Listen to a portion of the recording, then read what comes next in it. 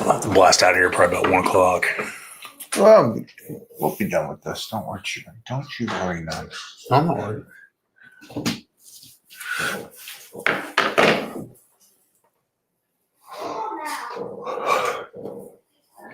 You got your thing under big red. Is it? Can you see my name? Oh, yeah. At the bottom. Oh, right, yeah. I changed that to Lotus. 5:15 for a 40 Not bad.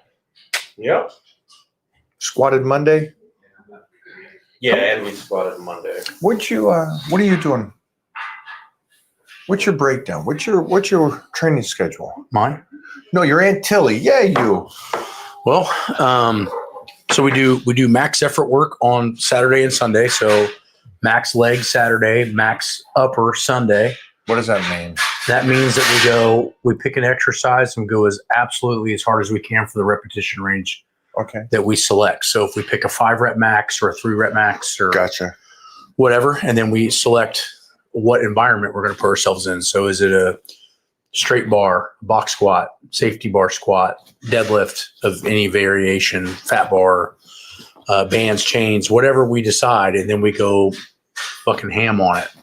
Once we go to the point, that's Saturday. And Sunday. Sunday we do uppers. So Sunday is whatever Saturday is, it's usually it's all legs. Okay. So it's a leg exercise, a deadlift or a squat. Sunday we do anything heavy pressing. Hold on. Oh, jeez Louise.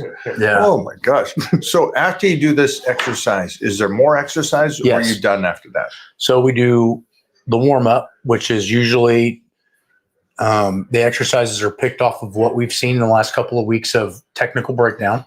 So if we see somebody's hamstrings or glutes or abs aren't functioning correctly, those are built into the warm up. And then we attack a main exercise. Once we attack the exercise as hard as we can go that day, then we have anywhere from 2 to 3 accessories. And the accessories are based on what we see the technical breakdown. So the main lift is an assessment So you start tool. and end with that philosophy. Yes. And then you go At a different ballistic rep in range. between. So in the beginning, because we want to warm up and not deteriorate the main lift, we keep everything above 20 reps. 20, And 25 keeping reps. it over 20 reps doesn't fatigue it. No, because your rate of perceived exertion on those are between 3 and 4, maybe 5. What does that mean? That means like 30% of your best for 20, 25 reps. Gotcha. Not a big deal. It's more like getting the ligaments, tendons, getting the temperature up. It's basically a specific jog for the muscle groups in order to reduce the injury probability of the main lift and to increase ligament tendon density, which if you look at a lot of the old foreign literature, they talk about high volume, low to moderate intensity is good for ligament tendon density. So we attack that area. Then the main lift is for neurological strength. And then the accessories are for hypertrophy. They usually are falling along the lines of a 8 to 9 RPE at between 8 and 15 reps as hard as we can go. Real similar to what we did yesterday, right? You had that one extra, that would be for us considered an accessory exercise, right? So that's what we do. And then 72 hours later after Saturday, we do our speed lifting. So then we cook and accelerate. 72 hours. I'm still on Sunday now. Now we woke up Sunday morning. Yeah. And we're doing the same thing for upper body, but in the same principles that you did on Saturday. Different muscle groups. But upper body, where Saturday was lower body. But same warm-up philosophy, fatigue for philosophy with nervous system, and then secondaries. Absolutely. Then Monday's off for usually like we try to get 10,000 steps in or whatever. Eat really clean. What's the 10,000 steps for Monday? Just to kind of loosen up everything. We just go out, usually try to be outside, walk 10,000 steps, because as powerlifting, you want to restore, but in my opinion, zone 1 cardio is the best for that for powerlifters. So what is zone 1 cardio? Like anything under 125 BPM. So we try to stay under 125 beats per minute. It's just to flush everything out. Because Tuesday... Can you give another analogy so they understand that? Basically, you should be able to talk while you're doing it very easily. The next thing that we do is Tuesday, is 72 hours from Saturday is our speed or dynamic leg day. Same warm-up principle, high volume, low intensity. Then we go, instead of high stress on high weights, we go high stress on high speed. So now we're trying to move everything at 1 meter per second. We're timing how long it takes to concentrically move the weights. So what we're trying to do is create rate of force. So rate of force and strength are very different because one has a time component, right? And when you're doing that, are you a positive and a negative, or is there a force on the positive and a relax on the negative? The negatives change based on what part of the season we're in. So if I'm in a hypertrophy block, I'll do a 3 or 5 second negative for my eccentrics. But on the concentric, it's always as fast as you can go. So if I'm a 300-pound bencher. Can you explain why there's a difference on those two? Well, in my personal opinion, the difference comes from. And just so you guys understand, what I'm talking about is the difference on doing a negative slower compared to doing a negative to where it's the reverse out of the negative. Yeah. It's just bringing it down and back up. Right. Yeah. So what we're doing is for us, with guys like you and I, we would change the eccentric speed in order to elicit a different modality in the training. But for the normal person, they're going to want to control the eccentric to make sure that their technique is perfect. Because something goes down is oftentimes how things go up. So if I do something incorrectly on the way down, it's going to be incorrect on the way up. It's not fixable. It's like a mirror. When you get really proficient in your technique, then you can increase eccentric speed if your goal is power. Right? You look at Olympic lifters, they don't control the clean and jerk. They pull it and they get underneath it now and fast. And so if you watch Shane Hammond squat 1,000 pounds, does he have any control on the eccentric? No, he just fucking drops it and hammers it, right? Now, I'm not saying that's the best thing to do, but his form doesn't break either. So there's a balance between what is your technique. And also, you use a different word for these guys because they would assume, no, it's okay to. There's still a control. He's not. Yeah. We're being loose on this, guys. It's not. Yeah. He's still got a control going down, but it looks, and it is a relaxation where he's all about the recoil and the explosion out of the bottom. The faster down, the faster up. If you look at it from a plyometric lens. So if we do a depth jump, we're going to jump higher than if we just jump flat-footed because we have an eccentric loading phase. So if I take 500 pounds and I go really fast on the way down with good form, I'm actually going to be able to come up faster because of that stored kinetic energy. If I slow it down, my power output in a soft tissue controlled stretch reflex would not be the same. And you're around Pollock? What's that?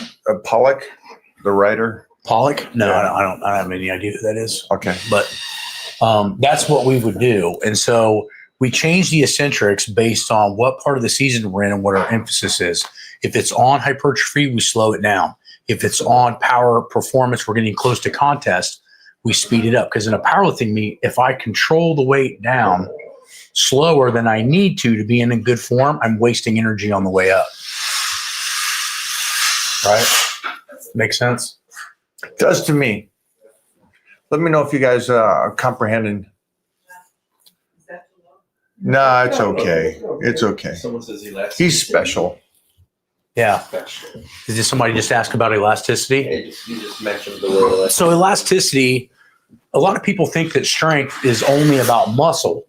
But in reality, if you study strength, and I'm going to be just throw out a percentage term, 30% or more of your ability to move something is in stored kinetic energy. It's not necessarily in muscle tissue contraction.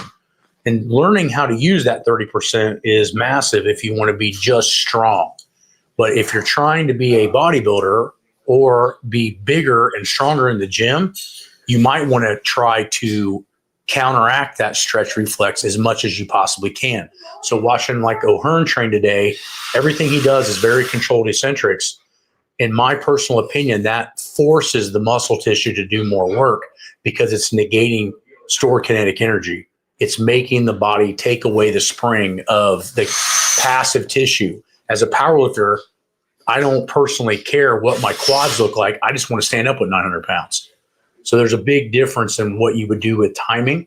But also, I would still use a lot of ways that Michael Hearn would train in the off season before I would do pre-contest, because it does come back down to muscle density. But the way the nervous system fires the muscle can be different based on what your end goal outcome is. Do you want to be as strong as you possibly can, or do you want to be as big or as lean as you possibly can? Those have small differences in the way you lay your workouts out. Hopefully that makes sense to you guys. In real basic fourth grade layman's terms, you want to just take it down with some good speed, because it's going to help you get out of the hole and right up. And that's going to be strong. That's us doing powerlifting meets. One guy that I can really probably pull all you guys over to a video and show you, where you guys can go look for yourself. Watch how fast Maddox drops an all-time world record in the bench press. He's the only guy that's even close to 800 pounds. He gets it out, he sets it up, and it's fucking boom, it's down. There's no like control. It's controlled to him. But the point being is it looks insanely uncontrolled to the untrained eye. He's not wasting any energy going down, and he's getting more of that coming back up after the pause or the press command. So if you look at a lot of the top all-time raw bench pressers, a lot of them don't have a lot of energy on the eccentric phase, but it's still under control. Yeah, so make sure to, train both guys. Train both. Absolutely. And when you see guys lifting heavy weights and they're moving it fast, don't sit there and just go, oh, that's ego lifting. No, there's a reason why they're doing it. Go look at any athletes train or their explosion work or the reverse off of, and that's the huge thing. And that's what we're going to teach Titan for the first 10 years is the shorter time on the ground from a jump. It's boom, out of there. Reaction. You got to reverse out of it. Reverse out. That's the power. That's that athletic ability. And then if you're going to do the whole bodybuilding thing, then just slow it down. It's pretty simple. Yeah. If you want to know how much kinetic energy helps for you guys out there, take your 70% of your max squat or deadlift or squat or bench press. My bad. Squat or bench press. Pause it for 5 seconds, and then don't pause it at all, and tell me which one feels stronger. That's kinetic energy. If you take the pause away, you're using more kinetic energy to do the work. If you put a pause in or a controlled eccentric in, you're going to be negating that particular energy system. The ligaments, tendons, and passive tissue and fascia like to be used like rubber bands. Why do you think they do that? Why is the bench one way and squat and dead the other way? Well, I think it'd be squats would be the other way. Yeah, I think conservation of energy. The body will always try to use stored kinetic energy. No. Why did they give a pause? Oh. Why is there a pause on the bench for powerlifting? And there's not a pause on the squat? Honestly, that's a really good question. I don't know. There you guys go. That's an interesting one, right? Question. Because if you look, I think if people were have to pause the squat, the numbers would go down 30%. The numbers would go down 30% for sure. So take the pause out of bench press for powerlifting. In one of your federations, you guys should do that. When one federation, you guys should do that. Just blast that shit.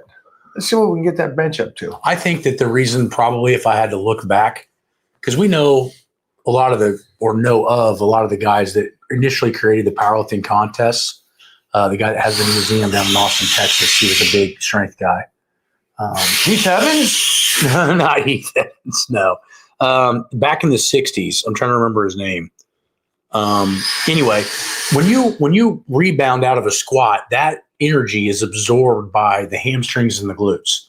But when you bounce a bench press, you're talking about ribs getting crushed, right? Oh, so, stop being a baby. No, I'm not being a baby. I'm just saying maybe that's why smash that shit. They would initially have created the pause on the bench press for safety purposes, in my opinion. But Matt's trying to be so nice. Yeah. But yeah, if you want to know the difference in kinetic energy, touch and go a bench and pause it for 5 seconds. Now here's the interesting part. Do all of it though. Do a squat. Do a squat and pause at the bottom. Highly trained athletes have been known to be able to store more kinetic energy in a pause than the average person, which is no surprise. But the point being is because of training in that they're training, they can store the energy better. And some of that's genetic as well, but like you can watch highly advanced people. I remember Louis talking about this, and we did a study with Chuck and myself and a couple other world-class squatters, we paused up to 3.5 seconds on a box and came up at the same speed as not with no box at all. That's great. Right. But the beginners, it screwed them all up. Yeah. It stopped the dissipation of energy. But now there's a limit to it. It was around 3 to 4 seconds. Once you went above that, it was 5, 6 seconds. You could see the deterioration of the kinetic energy. So the stronger you are, the more you can store. I like both. Mm-hmm. I like that you can tussle through it, or you can play with it and pause it. You Absolutely. need anything? I'm going to step out for like 45 minutes. Yeah, do it. I'm back. Okay. You can help your autistic stepson? You want to get smacked in front of everybody? No, stepson, not son. Stop. He's it's good. He's done. Wait a minute. He's putting that together. Is this punk going with? Hey, come here, Titan. He wants to go wet, and I Jeff, get a shot. get a quick shot of that before we go. Come on in between us. No between. There Hands you up. go. Hands out.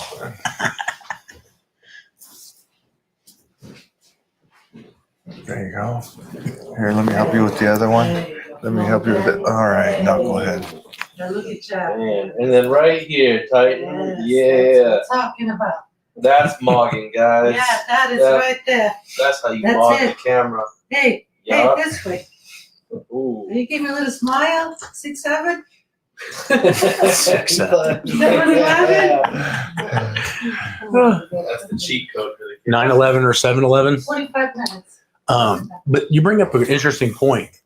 No, That- no, I don't. And that's law of accommodation. So you're saying do it every way. And so if we do it every way, we change the training stimulus. Therefore, we give the muscle a larger library of exercises to develop and also reduce the mileage because now we're changing the pressure gradient on the muscle tissue itself. So that's one of the biggest things that you guys can follow in biology is law of accommodation. And that's why rotation became so important by the late 60s and early 70s to the Soviets because they figured out running the same exercise into the ground over and over and over again was only going to elicit so much of a biological change. So that's where you have to be very careful with that. Don't get settled into that one. I just started with a personal trainer, and I'm curious about the barbell RDL. Is that a good workout for the hips and lower back, or just a waste of time? Go for it. Well, it's all about, and Mike might be able to hint on this a little, it's all about the execution of the lift.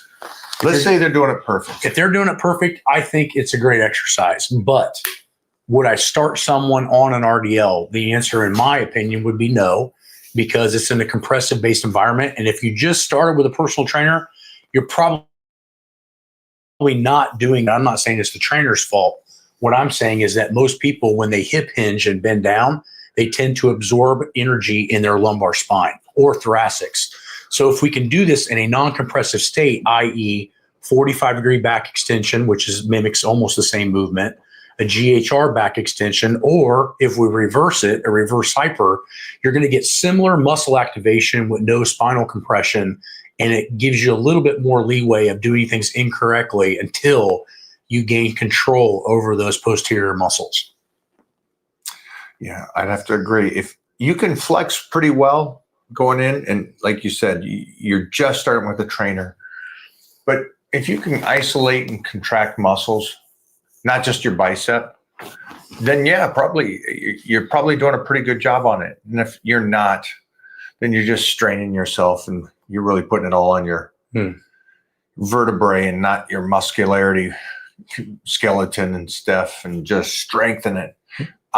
But I don't think the exercise itself, to anybody that's here, I think it's a great exercise, guys. And I don't know if you went outside. Did you go outside and see the stuff? I should have a Matt Wenning lower back machine. And we'll get one. But But you have a good morning machine, don't you? Yeah. That's sick. he's got a sick one. Yeah. Bryce kept saying, "Get this and get that." Every time you use something of yours, like, can we get that over here? Can we get that over here? Well, and a lot of it's just having the variety without the mileage. If you have exercises that can mimic things that are compressive without the compression, you're always in a better environment. Because if your main goal is not to deadlift 800 pounds, or you just want to gain all of the aesthetic attributes of the exercise, pick exercises that are the lowest of mileage, because at the end of the day, compression leads to mileage if it's not counterbalanced. What do you mean by that? Meaning, like, if I go do a real heavy squat, I need to do something before the squat that tractions the spine or pulls me apart, like a belt squat machine's pulling down while I'm coming up, a hanging band crunch. So if I have bands from the top of a rack and I'm pulling down, the band's trying to pull up. So it's creating space in the vertebrae. Same thing with reverse hyper. So if I do something traction based before and after compression, then I'm effectively lowering the mileage of the compressive movement. This is something that I helped the military with for the last 15 years. You know, everybody wants to just go and ruck and run and do trap bar deadlifts, but then they're not doing anything in traction for their vertebrae. And that's why the military has such a lower back issue across the board. And if we're looking at sample sizes, you're not going to get any bigger of an injury rate sample size than what the U.S. military does, because they're all in their prime. Most of those guys are between 18 and 26, and they're all fucked. Do anything. They can do anything at that age. They can. And then when they get to 30, they don't realize the damage they did. And so we had to fix that. And the way we did it was institute reverse hypers, glute hams, and traction-based movements, and try to counterbalance all that pressure as much as we could. Effectively lowered the injury rate down 45% across the board. That's half, which estimated to about $3 billion in savings in 1 year in just lower back injuries alone. And that way they can give that money to overseas. Then we can give it to overseas Somalia daycare class. Well, Somalia daycare, you know, yeah. You need that. Daycare. So good job. Way to save them some money. Absolutely. What makes a low mileage exercise? My opinion, a low mileage exercise is usually non-compressive. So you're looking at an RDL. Let's take that same example. A Romanian deadlift or a stiff-legged deadlift. If we're doing that exercise, we can mirror that with a GHR back extension or a 45-degree back extension. Almost the same movement, but now because of the way our bodies are positioned, the gravitational pull is not vertical. So we don't smash. Right. We use the GHR for a lot of shit. Reverse sit-ups, regular GHRs, back extensions. There's all kinds of shit you can do with it. I tell people all the time, if you walk into a gym and they don't have a belt squat, a reverse hyper, and or a GHR, you're in a fitness center. You're not in a gym. Ooh, dang. Truth hurts, but it's true. Right? That hurt me. But after using your belt squat, anytime you go into a gym and they have a belt squat, you're just like, fuck. Oh, I know. You just fucking ruined it for Well, So that's why is Jeff, hold on, Maddie. Why is Jeff saying that? Well, Jeff's saying that because most of the equipment companies, when they develop a belt squat, it's developed on a CAD by an engineer. They're not world record holders. They're not lifters that's had weight on their back for 30 plus years. And so they don't know, one, what it's supposed to feel like, two, what the mechanics should be imposed upon. When you get into the machine, does it feel natural or unnatural?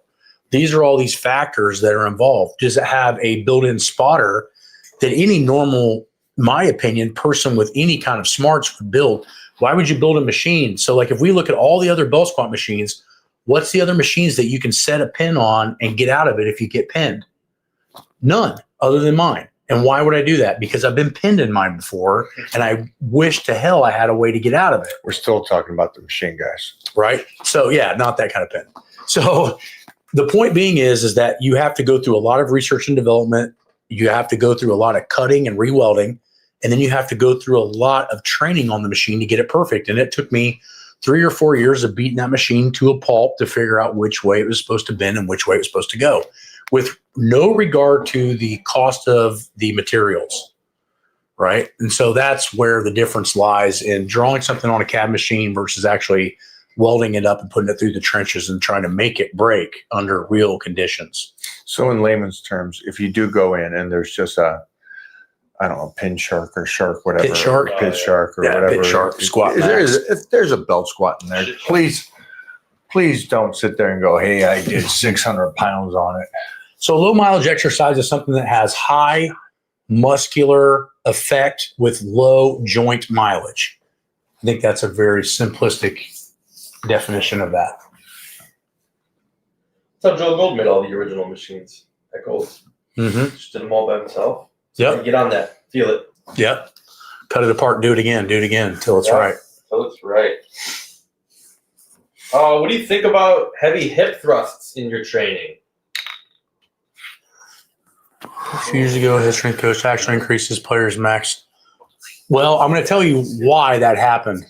It happened because as much as we see this backlash of people saying, well, glute amnesia or people not being able to use their glutes isn't real. It's absolutely real. Because what you just saw right there with your head strength conditioning coach is they all made their glutes stronger and everybody increased their max and probably increased their 40, their 10-yard dash, and their 5-10-5. Why? Because we need, in some instances, isolation in the glutes in order to get them to play their part in the particular posterior chain. The problem with that is that a lot of exercise that should be glutes is lower back. And if we do not learn how to turn on our glutes, our lower back does most of the work, causing the problem.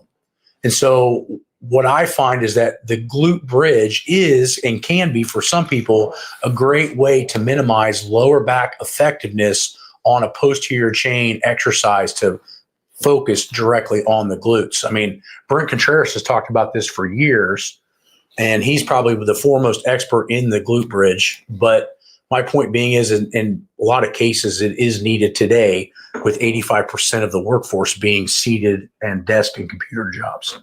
They just are not activated, and the back will try to do everything it can to be the predominant mover of the posterior chain because it's the cheapest muscle to turn on.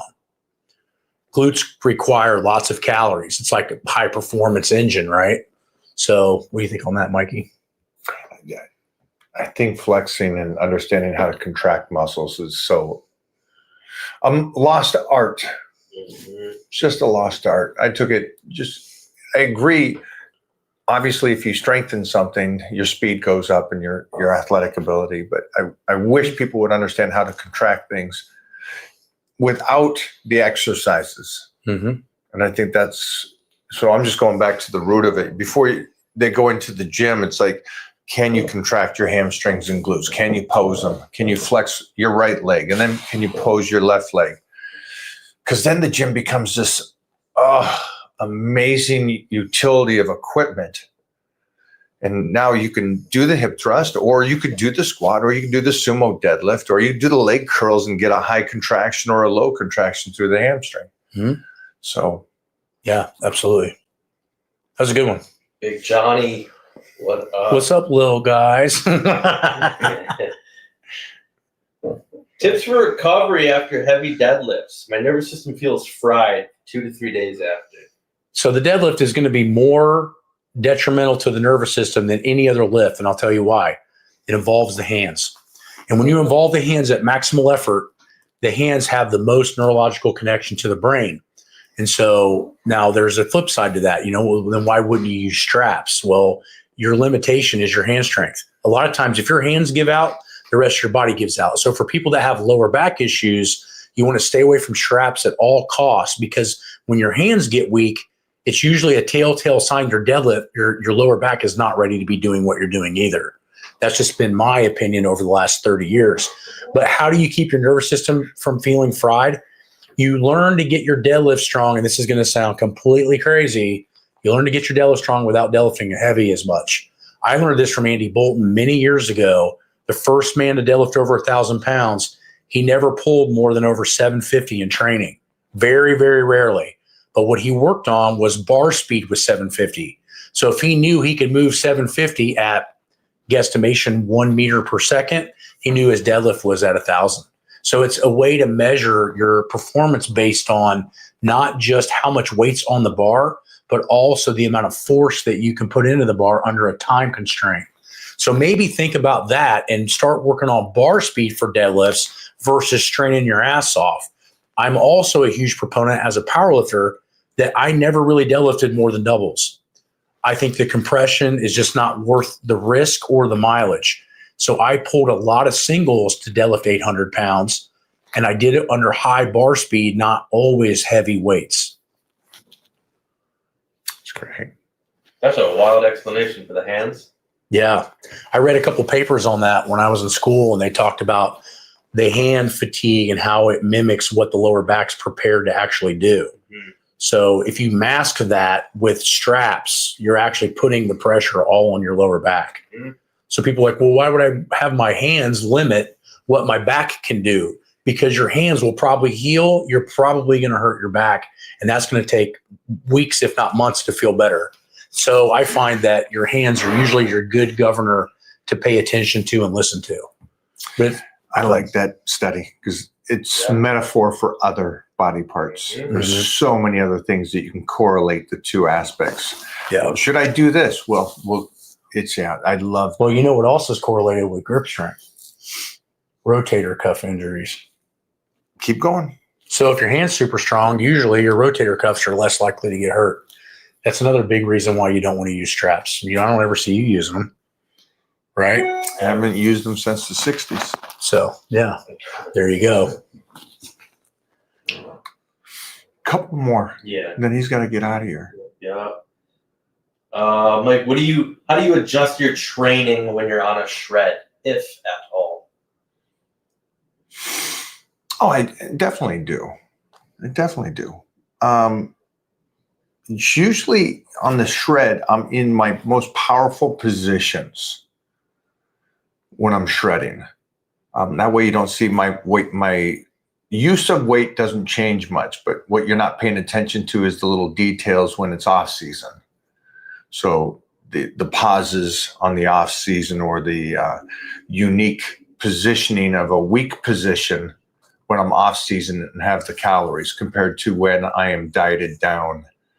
So it's a cool little process that I use. So correct me if I'm wrong. What you're saying is you put yourself in disadvantageous positions when you're on a caloric deficit, making the exercise harder because the position's harder because you have less calories to burn while still learning how to train. Opposite.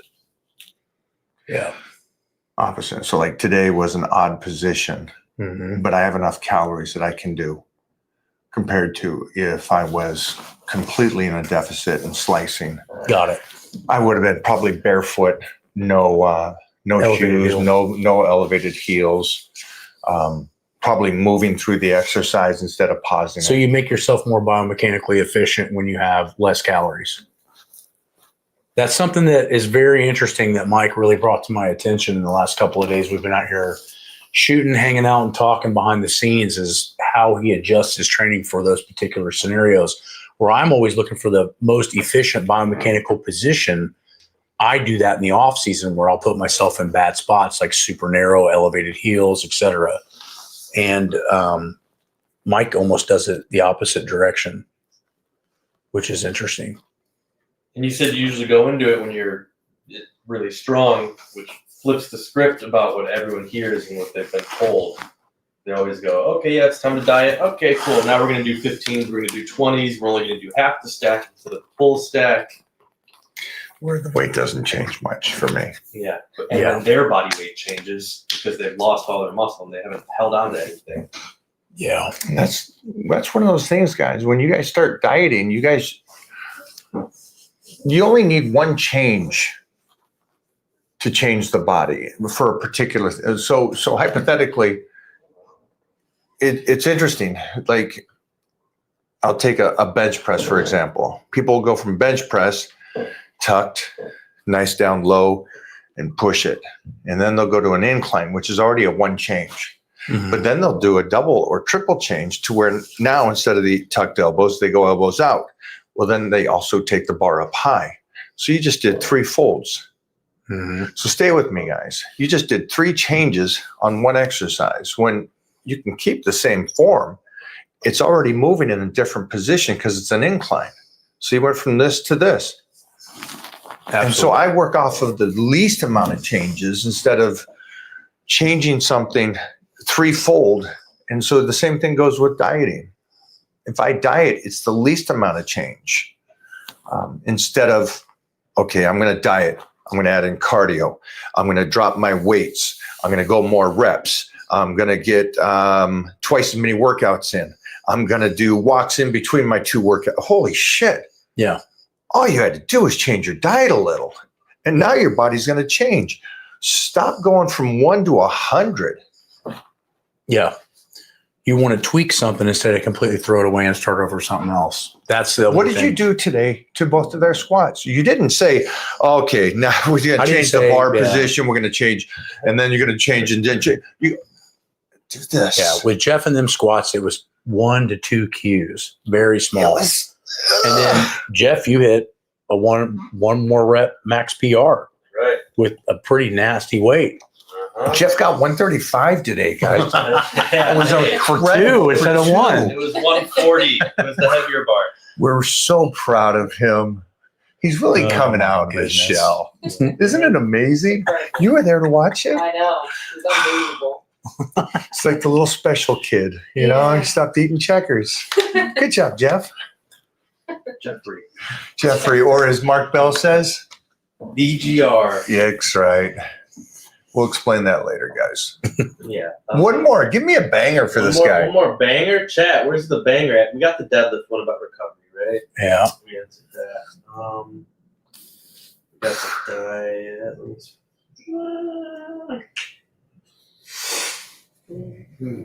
We'll pick this. That's a good one. In the meantime, do you guys do ice baths, infrared, or anything This is else a for great one. active recovery? You go first. Sorry, I'll have him read that again, but this is a great one because we'll go into little studies and everything on this. Jeffrey, read the question again for us. Do you guys do any? Do you guys do ice baths? Jeffrey, work on your reading. Hooked on phonics is a good thing. And do you guys do ice baths, infrared, or anything else for active recovery? Stay with ice bath first. You want me to talk about ice bath? You talk about it first. Okay. Cool thing about fads, they come in and it changes people and they jump on it and it works for a lot of people. And then I love the fact that this has gone through its phase and enough studies have come out to show that ice baths do nothing. And so then you get the social media guys going, you know, you both sides go, hey, dude, it does so much. And then the other side says it does nothing. And so they both hype. And you're both wrong, which is kind of cool for me, is it goes back to my root of, gosh, I just wish you guys were just disciplined and just ate right and trained. And that's what ice baths did. Now that it's come around the corner and they go, there's no evidence that it changes anything much at all. But it did. It changed people's mindsets. And it allowed people to get up and do something silly, okay, but it got them to eat a little better and it got them to train a little better. And that's all I'm telling you guys. At the end of the day, just a little bit of discipline and holy shit, you're a whole new person.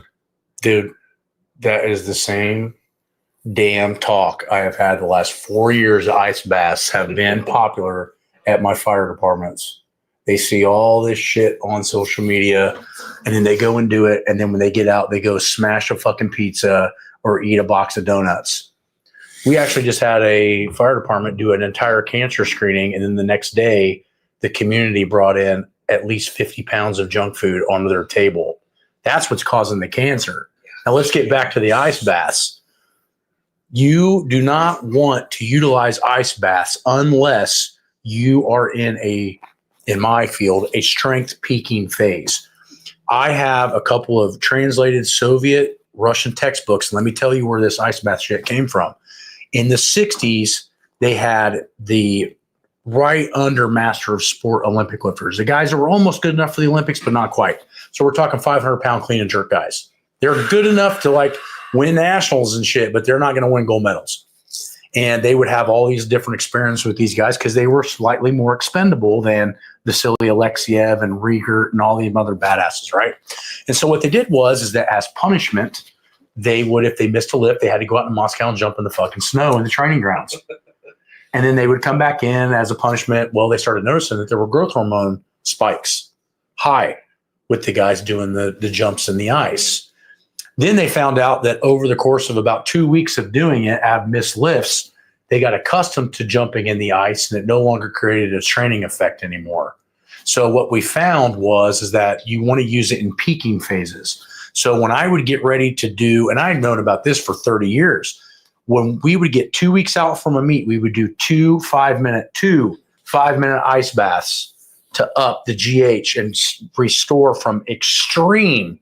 And most people listening to this are not training like this, extreme training, to where on meet day, I felt impeccable for about a 4-day window, meaning that it helped my overall super compensation for a 1 rep max lift, but was not good for everyday training at all. Actually, it stunted it. So you find that you have to keep some of these modalities as a stimulus that the body only sees every once in a great while versus something it gets used to. So these people that are hopping into ice baths and doing it every day thinking that they're getting anything done is complete horseshit. But the general population will always drift towards things that are passive, because active change requires you to do something about it. Passive change, there's nothing hard about sitting in an ice bath and sitting there and doing nothing. It's harder to prep your food. It's harder to tell your brain to go to bed at 8:30 and turn off all your blue light and your computers and your phones. Get rid of all of that shit. That's way more important than doing ice baths. Now, infrared has a good amount of studies on it that it does a good job at helping in recovery, but it also depends if you're controlling your sodium and how clean you're eating. Do I feel that somebody that's eating very poorly probably is going to get more out of doing infrared sauna type stuff because they're going to be sweating out more toxins? But if you get somebody that's 10% body fat, they eat super clean, they don't need to sweat out any toxins because they're not eating any shit. So my point being is it's kind of where you're at and what position you're in. Do I feel like infrared saunas are good?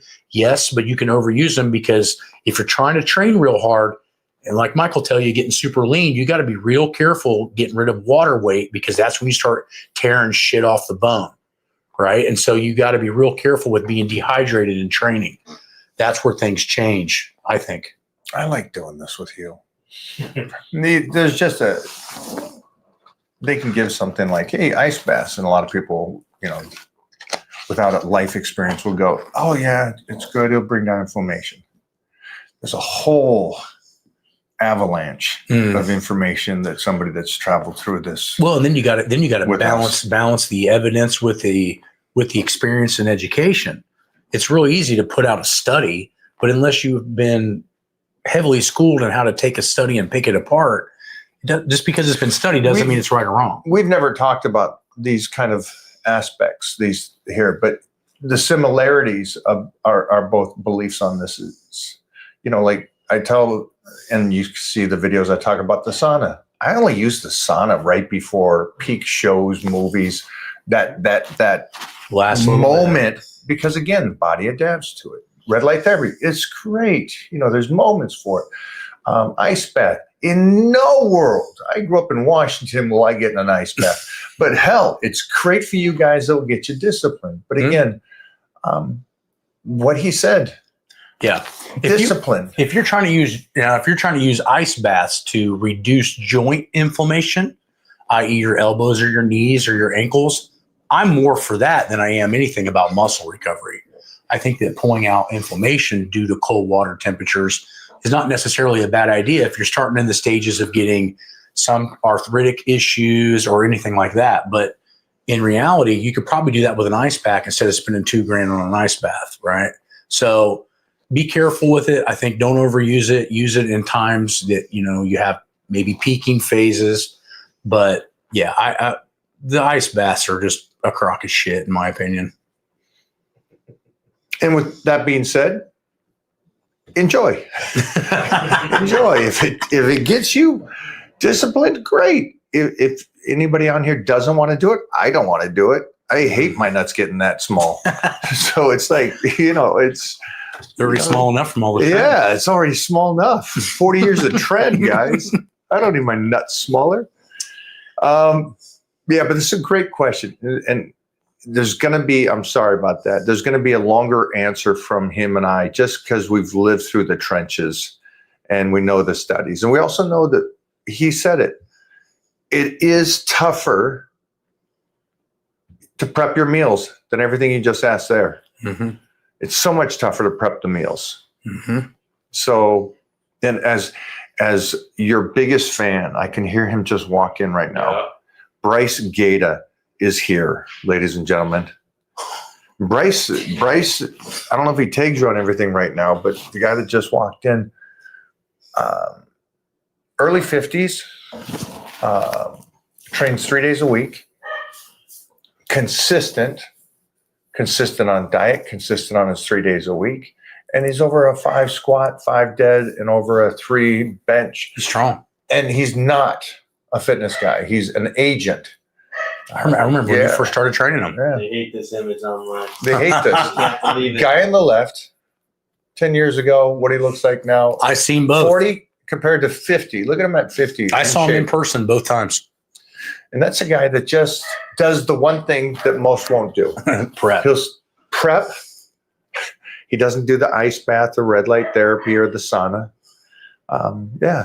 Somebody Just said the one thing consistent. ice bath is tequila. It's pretty good. Yeah. Yeah. Well, all right, brother. Thanks, my man. Thanks for watching, guys. Appreciate it. We'll do more of these When do you guys leave? Sunday. We're here just messing around all day tomorrow. I know you got to go to LAX. Yeah. Okay.